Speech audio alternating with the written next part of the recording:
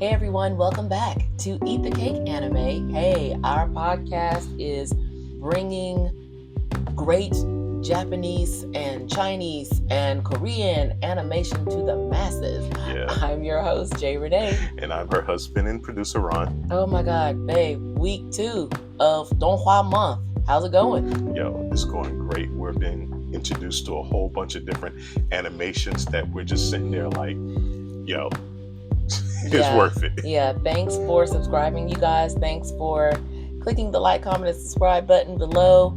You guys have been awesome. Thank you so much for the feedback, and it's been all around the world. And thanks for the heads up in relations to some of these great Donghua anime that we knew nothing about. Yeah, these Donghuas that we have been looking at, we're just like, are you serious? Like, what's going on? We already took a deep dive beforehand, and then when we actually started trying to group everything together, the cultures that are mixed but are separate, so many different things in so many different ways. That's why we love it. Yeah. And this month, focusing on Donghuas, today we are going to talk about an anime. Oh my God, please forgive me. We're talking about a Donghua that I had no idea was steeped in the Chinese culture until we actually started doing the research. And this particular Donghua touches on every subject, whether it's slice of life, whether it's action, whether it's magic, whether it's kung fu, whether it's this one touches everything. Cultivation. And this one is one of those titles that we always talk about, but it is called The Daily Life of the Immortal King. Now, we talked last week about how some of these shows now have these gotcha titles, like my glove was missing, now I've been reincarnated as a dog, just certain things. Or reincarnated as a sword, now I must take over the universe. Oh my God, ridiculous. But The Daily Life of the Immortal King, you guys, is just that. It is great, and I did not even realize this is a Donghua because I had seen it before. And I didn't know because me, in my ignorance, I watched it and it was in dub. So I'm like, oh, it's just another anime. But once I started doing a dive onto it, I was like, okay. Yeah, The Daily Life of the Immortal King is not an anime. It's a Donghua that's actually based on a manhwa, which is the equivalent of the manga novels in China. And it was a novel based on a novel. So it's Donghua based on a manhwa based on a novel. Triple threat. Yeah, and the novel, you guys, was written and had over 2,000 chapters. Mm-hmm. And I think it was still going as of last year, yeah. I do believe. So The Daily Life of the Immortal King, it's focused on this young man, Wan Ling. Mm-hmm. And Wan Ling, he is a cultivator. He is growing in power like every year and capturing or conquering new realms every year. So the older he gets, the more powerful he becomes. But then now he's 16. And now he has to tackle senior high school, and he wants to live it out as quietly as he possibly can. But of course, we know that is not going to happen. That is not going to happen. Yeah, this particular show touches on everything. Like I said, it's got comedy, it's got slice of life. It's basically this normal or trying to be normal high school dude, trying to go through his life and, trying to meet a girl, trying to do good in class, trying to, not really be in sports, but trying to be just like your normal high school life. Right. And man, because he's quote unquote not normal, right? Man, he faces some situation. Yeah, Wan Ling, he defeated a demon king when he was 6, and so ever since then he has been trying to just live a quiet life, even though he is invincible. He's immortal, so he's very, let me be ordinary, let me try to do whatever. But for some reason, getting into senior high school, that doesn't necessarily work. Yeah, but he's one of those protagonists who's like super powered, but he does it in like an ordinary way. Right. So we come in when he is first day of senior high school after we get the backstory. So he meets Sun Rong. Sun Rong is like the class elite, is class elite 60. She's the class elite's favorite princess, comes from a wealthy family. Then, of course, he meets these other friends, Chen Chao and Guo Hao, and it is basically, okay, now I have these friends. Now I'm learning these things. Y'all, there's everything in here about the culture. We talk about magic pills. We're talking about kung fu styles. We're talking about friendships, family legacy. It is so deep, but upon first watch, you never think about that. This Donghua premiered in January 2020, and it just seemed like your regular show. Yeah, regular show full of, I was like, oh, the animation is a little different. Didn't pay any attention to it. When we started getting into Donghua again, when that title came up, we were like, wait a minute, this is a Donghua? And then it had more seasons. Mm-hmm. I'd only known of 2 seasons. And turns out it has 4. Like the last one premiered February of last year. And I had only watched like 1 season. I was like, I'll put this on the shelf and I'll come back to it later. When you pick it up, it's deep, it's layered. It's had 4 seasons. It started in 2020. The last season was in 2024. But now we hear that there is a 5th season that's coming, but there's no specific date. Yeah. Now, just for everybody watching, this particular one is available in sub and dub. Mm-hmm. I actually watched it in dub. It's worth it. Yeah. Trying to navigate life as a regular teen is something that Wan Ling is working towards every day. But now you have these spirits and these powers that are being released, and he has to use his stuff along with his trusty sword and the Demon King that he defeated when he was 6, aka Froggy, is there as well. It is so good. I'm just surprised that it didn't get more of a push back when it was released. Yeah, this is another one of those Donghua, like I mentioned before. We got all these other animes that are coming out and being pushed and produced and being put in our faces like, oh, watch this. This is going to be the next thing. Nah, you got a lot of Donghua, which this particular one is one of the ones where it needs to be showcased more. Right. I mean, it's a lot better than, and I don't want to disrespect it, but I got to say it the way that it is, the crap that's being put in our face. Yeah, it's a lot of stuff that we're being presented with, but once we do deep dives, you guys, that's why we love independent thinking. Because when you do deep dives, you're finding things that are subtle, things that are nuanced, but things that are so deep and richly cultivation. That's one of the things I noticed throughout Donghua. Cultivation is very key. We hear in anime all the time, I gotta get stronger, things like that. It's the same here, but it covers so many different things.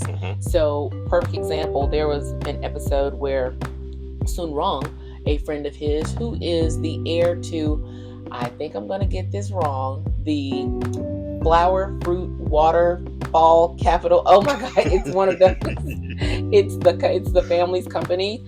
And then they're going against the Tang Corporation. It's just so crazy because you see demons, you see supernatural things going on, you see parents trying to be supportive, but at the same time, deep down, it's like a fear of losing everything. These Donghua are so hard to explain until you actually watch them and see exactly how the stories build. Yeah, and then you got Wang Ling's parents.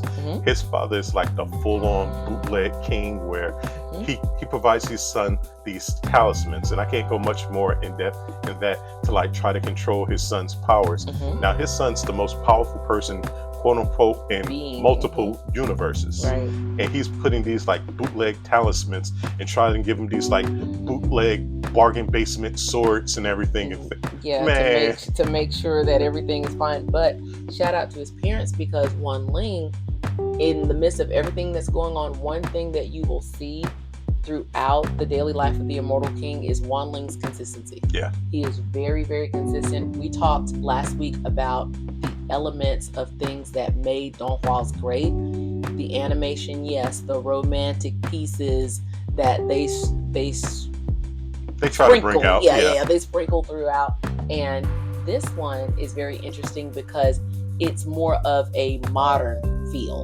You don't get a lot of the historical dress and the significance of 1,000 years ago. You get some of that, but it's set in a more modern tone with the supernatural elements, and it all comes together even at a pivotal moment during season 1 when it seems like, something's going to happen that's going to affect the entire world, you still have this thing that makes it all come together.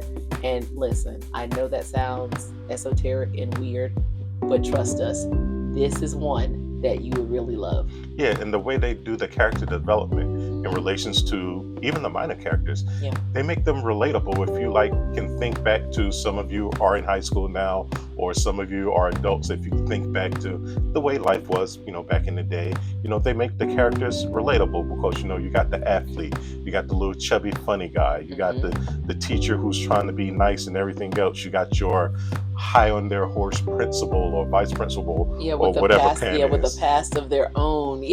It's like everyone has the backstory, and that's a good thing about this donghua as well, because even though the episodes aren't as long, they really go into the characters' backstories.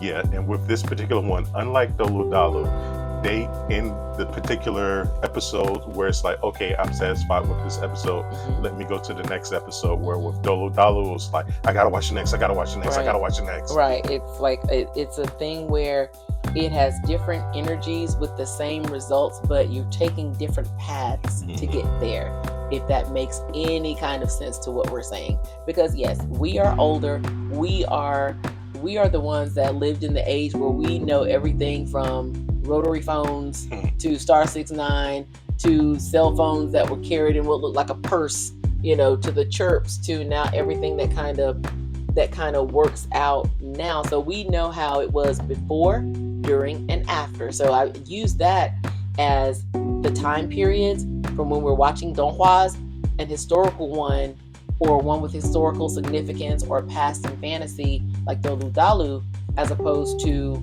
this one, the daily life of the Immortal King, how he's navigating real-time things today.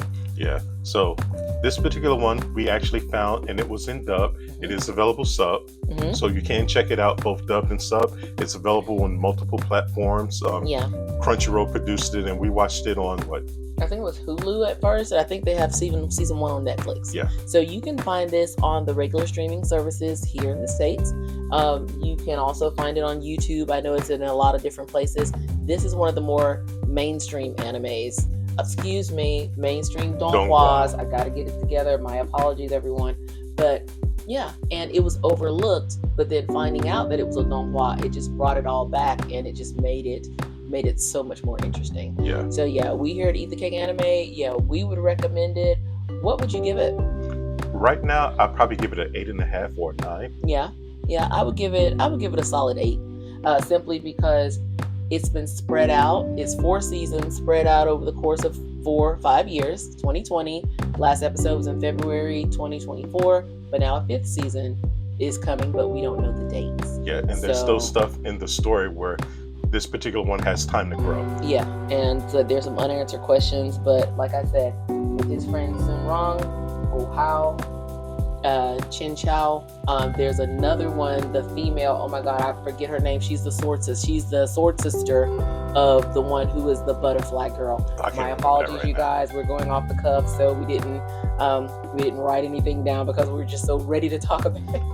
So yeah. So forget all the rest of those characters. The standout character or the best man of this particular one is Froggy 2. I knew you were going to say Froggy 2. Froggy 2 is actually a demon king that Wan Ling actually defeated when he was 6. Yeah. And you guys will see how that manifests itself and integrates its way into the overall storyline. So we here at Eat the Cake Anime, Donghua Month, recommend this Donghua, The Daily Life of the Immortal King, hands down, sub or dub. You cannot go wrong. Yeah. Anything else for him, babe? Watch it. Yeah. Now, hey, we can only give recommendations. You guys check it out. Like, comment, and subscribe. Leave us a message. Let us know what you think. We're on all available audio platforms, Spotify, Apple Podcasts, Amazon, places like that. But we're also available here on YouTube. And we just thank you guys so much for the support that you've given Eat the Cake Anime. Yeah, thank you, and we appreciate everything you guys do. Once again, here at Eat the Cake Anime, we let everyone know that it's okay to enjoy anime and donghua. See you guys.